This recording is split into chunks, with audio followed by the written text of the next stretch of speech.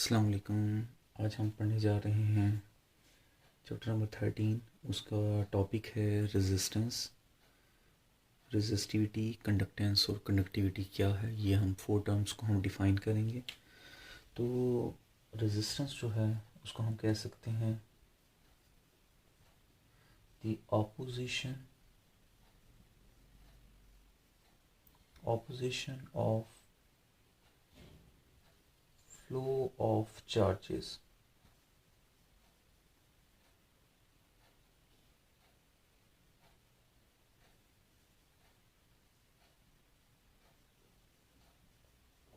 Through conductor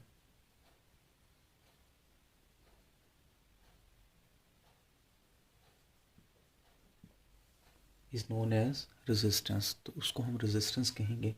for example ये देखिए, ये आपका कंडक्टर है।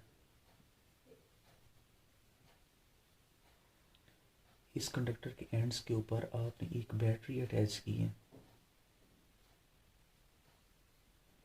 पॉजिटिव में नेगेटिव में, और चार्जेस, ये बैटरी कंडक्टर के अंदर जो चार्जेस हैं इनको मूव करवा रही है लेफ़्ट टू राइट या राइट टू लेफ़्ट।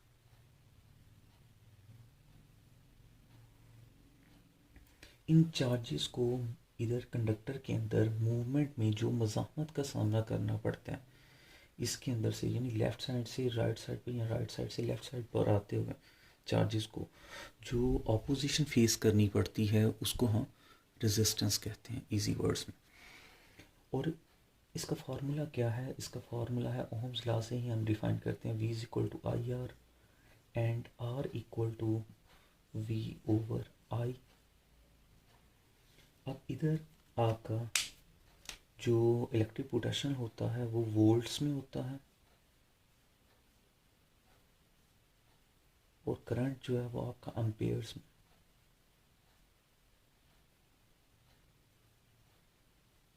तो वोल्ट पर एम्पेयर जो होता है वो आपका ओहम के इक्वल होता है। तो ohm is equal to 1 ohm is equal to volt per ampere, volt per ampere. ये इसके इक्वल आ गया। तो हमने यूनिट को भी डिफाइन कर लिया, डेफिनेशन को भी डिफाइन कर लिया। अब चलते हैं रेजिस्टिविटी क्या है। तो रेजिस्टिविटी को हम लिख सकते हैं, इस तरह डिफाइन कर सकते हैं। सबसे जो ईजीएस्ट डेफिनेशन है वो the resistance of 1 metre cube of a wire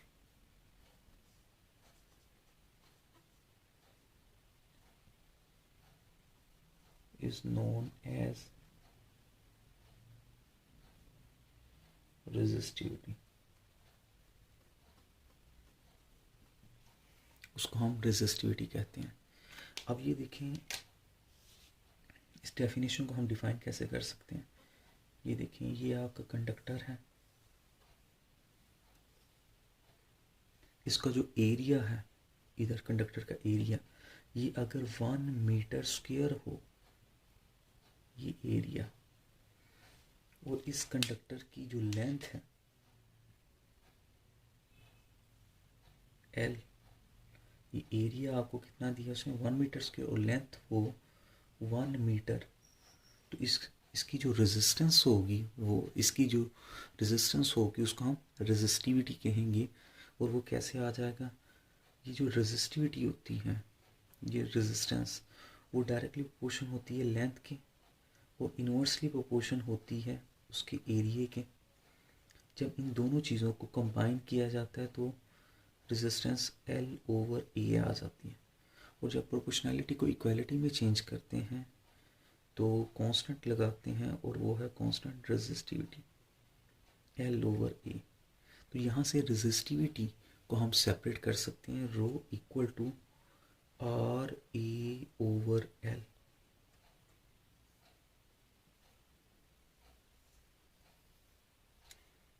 अब इस रेजिस्टिविटी के यूनिट्स क्या होंगे उनको हम डिफाइन कर लेते हैं। रेजिस्टिविटी के यूनिट्स क्या होंगे? तो जैसा कि आपके सामने लिखा हुआ ये फार्मूला, तो रेजिस्टिविटी के इस फॉर्मूले से हम इसके यूनिट्स को भी डिफाइन करते हैं। रेजिस्टेंस का यूनिट ओहम, एरिया का मीटर स्क्वायर, लेंथ के केस में हम इसको मीटर रखेंगे। तो ये मीटर इस स्क्वायर से कैंसिल, तो रेजिस्टिविटी का यूनिट क्या आ गया, ओहम मीटर। ये इसकी यूनिट्स आ गए।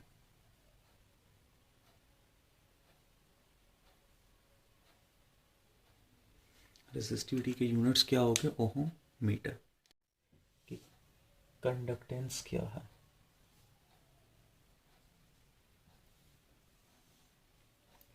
कंडक्टेंस जो आगे आपको रेजिस्टेंस बताया गया, अगर हम रेजिस्टेंस का रेसिप्रोकल कहें, अब मैं इसको कह सकता हूँ it is a reciprocal of resistance is known as conductance.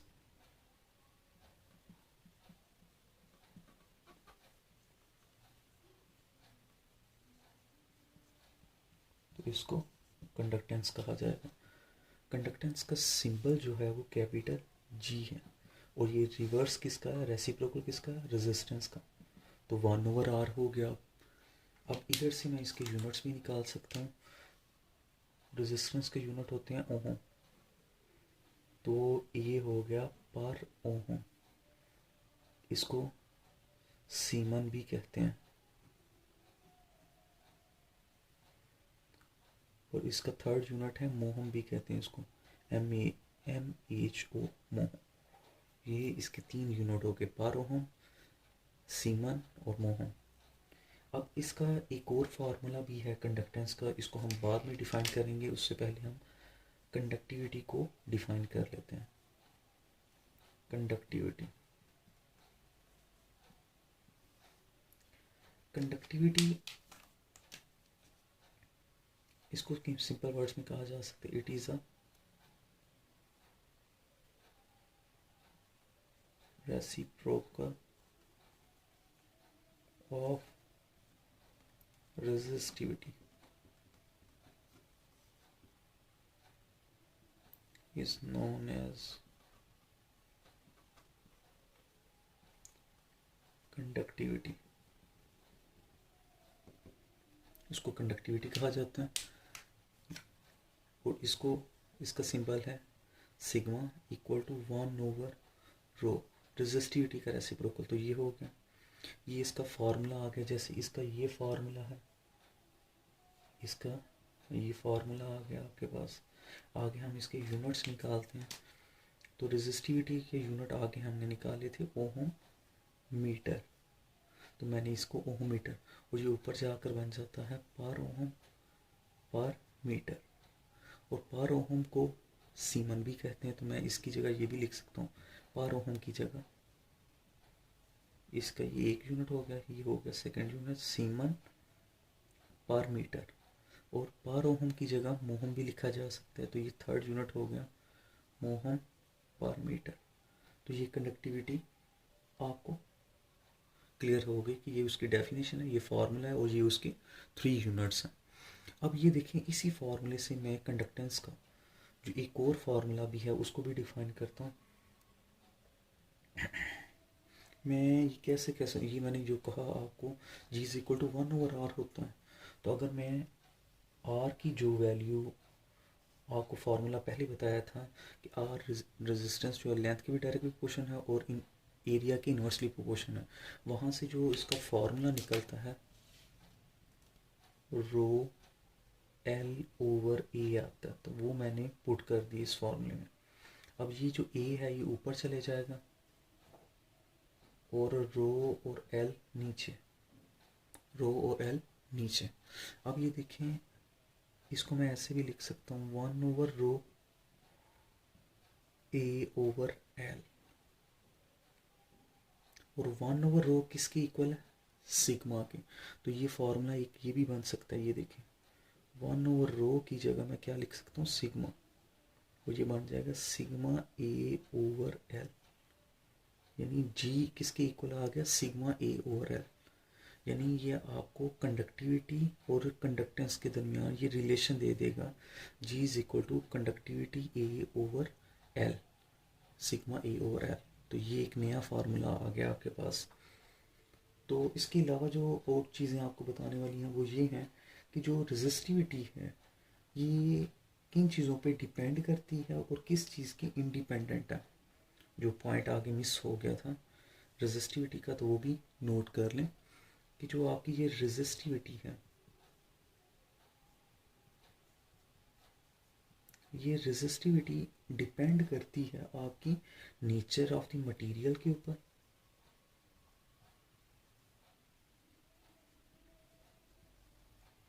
और सेकंड वन आपके टेम्परेचर के ऊपर भी करती है। और ये नेक्स्ट पॉइंट आपका यही है, टेम्परेचर ऑफ मटेरियल, इसके ऊपर करती है। अब ये तो होगी डिपेंडेंस इसकी, ये इंडिपेंडेंट किसकी है, ये डिपेंडेंस होगी। और इसके बाद आता है आपका ये इंडिपेंडेंट किसकी है, तो आप कह सकते हैं it is independent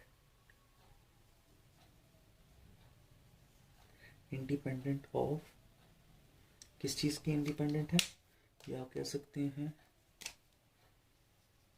dimension of conductor, conductor की डायमेंशन की इंडिपेंडेंट है।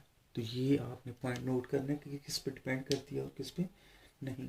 तो ये टेबल होगा साइड बॉक्स पे डिफरेंट मटेरियल के लिए। उस बाकी का आपका टॉपिक था effect of temperature on resistance and resistivity. तो टेम्परेचर का, क्योंकि आपकी रेजिस्टेंस भी टेम्परेचर के अकॉर्डिंगली डिफर करती है और रेजिस्टिविटी भी डिफर करती है विद रिस्पेक्ट टू टेम्परेचर। तो रेजिस्टेंस आपने पढ़ा था opposition of flow of charge होता है, opposition of flow of charge is through an electric current is known as resistance, उसको हम resistance कहते हैं। resistivity क्या थी, it is a resistance of 1 meter cube of a wire is known as resistivity, तो उसको हमने resistivity कहा था। तो ये आपने R का फॉर्मूला जो पढ़ा वो है V over I, या आप इसको कह सकते हैं R equal to rho L over A। तो यहां से रेजिस्टिविटी भी आपके पास आई थी रो आर ए ओवर एल। ये आपकी इससे प्रीवियस हाफ आपका टॉपिक था जिसमें ये आपने फॉर्मूलास निकाले थे। अब टेम्परेचर का रेजिस्टेंस के ऊपर और रेजिस्टिविटी के ऊपर क्या असर आता है, ये आपका फर्दर पॉइंट है।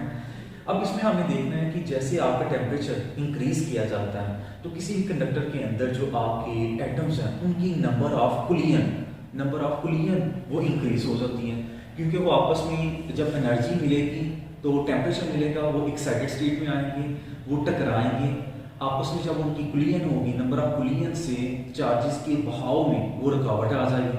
जब चार्जेस के बहाव में जो रुकावट होती है उसी को हम रेजिस्टेंस कहते हैं। तो टेम्परेचर बढ़ाने से आपकी रेजिस्टेंस ज़्यादा होगी।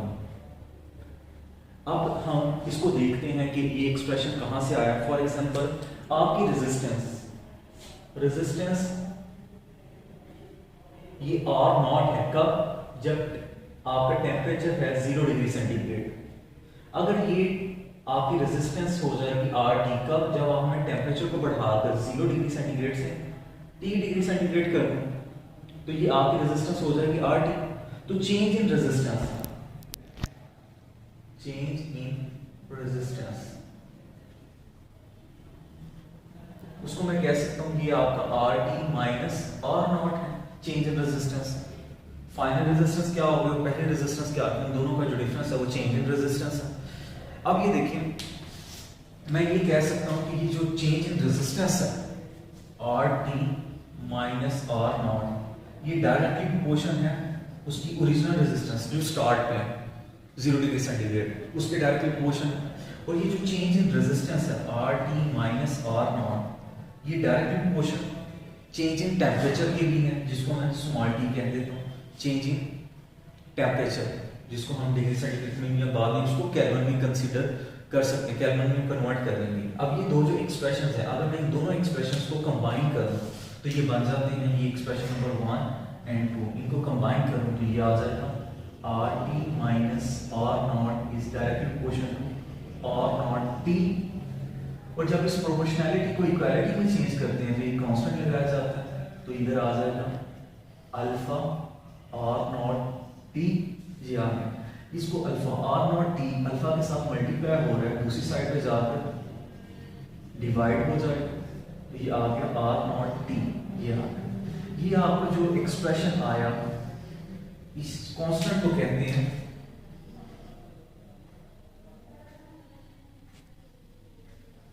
Coefficient of resistance, coefficient of resistance कहते हैं।